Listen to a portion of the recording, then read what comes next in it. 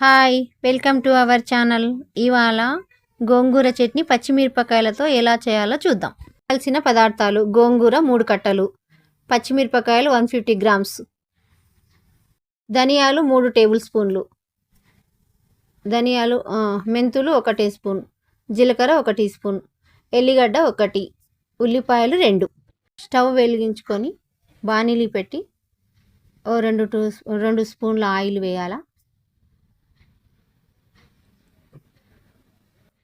2 స్పూన్ల ఆయిలు, పచ్చిమిరపకాయలు 150 గ్రామ్స్,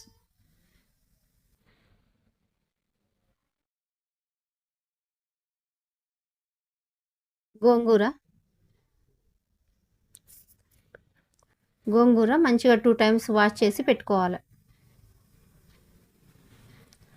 అంత మొత్తము దానిలో మనం వేసుకోవాలి. బాణీలో అంతా అట్లా మంచిగా వేసుకుంటే బాగుంటుంది.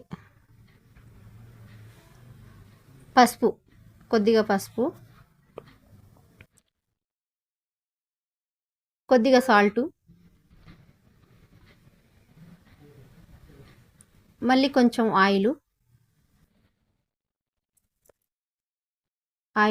మొత్తము బాణీలకి రౌండ్ అప్ చేసుకోవాలి. తర్వాత సగం గ్లాస్ వాటర్ ఆవిరికి ఉడికి పెట్టుకోవాలి. ఒక గిన్నె మూసేసుకోవాలి. దాని మీద మనం గిన్నె మూసుకోవాలి ఒక 5 మినిట్స్. తర్వాత మనము దానికి కావాల్సిన ఇంగ్రీడియంట్స్ దోరగా వేయించుకోవడానికి చిన్న కడాయి పెట్టుకోవాలి స్టవ్ మీద. ధనియాలు వేసుకోవాలి. వీటిని దోరగా వేయించుకోవాలి. ధనియాలు వేసుకున్నాం కదా, ఒకటి తర్వాత ఒకటి మనం వేయించుకుంటే అన్నీ మంచిగా వేగుతాయి అన్నమాట. అన్నీ కలిపి వేసినాం అనుకో మంచిగా వేగవు. ఏ దానికి అది సపరేట్గా వేసుకోవాలి. తర్వాత మెంతులు 1 టీ స్పూన్ మెంతులు, అవి కూడా దోరగా వేయించుకోవాలి. తర్వాత జీలకర్ర 1 టీ స్పూన్, అది కూడా దోరగా వేయించుకోవాలి. ఇవన్నీ ఇంగ్రీడియంట్స్ మనము చల్లార్చనిద్దాం. చెక్ చేసుకుందాం ఉడికిందా లేదా.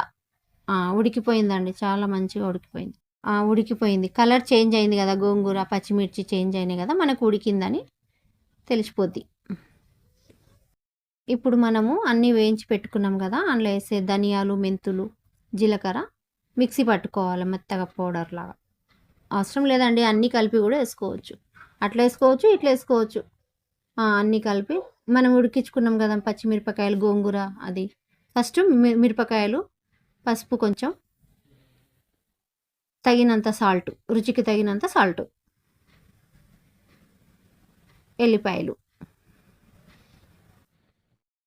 ఇవన్నీ మిక్సీ పట్టుకోవాలి. ఇప్పుడు ఒకసారి మనం చూద్దాము ఇది మొత్తం మెత్తగా పేస్ట్ లాగా అయిందో లేదో చూద్దాం. అయింది. ఇప్పుడు మనం ఉడికించి పెట్టుకున్న గోంగూర అందులో వేసేసుకోవాలి. అది మొత్తం వేసుకోవాలి.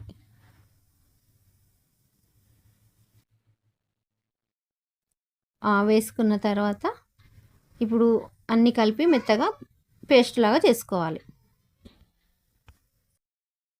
పానీలో ఆయిల్ పోసుకోవాలి ఒక 2 స్పూన్లు. 2 స్పూన్స్ ఆయిల్, జీలకర్ర, ఆవాలు, శనగపప్పు, మినప్పప్పు,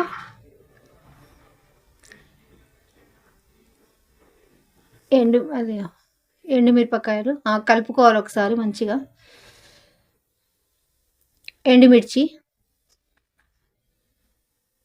కొద్దిగా కరివేపాకు,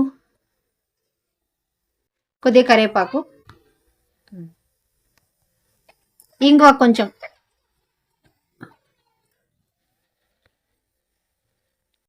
ఇప్పుడు మొత్తము ఆ పోపు అంతా చట్నీలో మిక్స్ చేసుకోవాలి.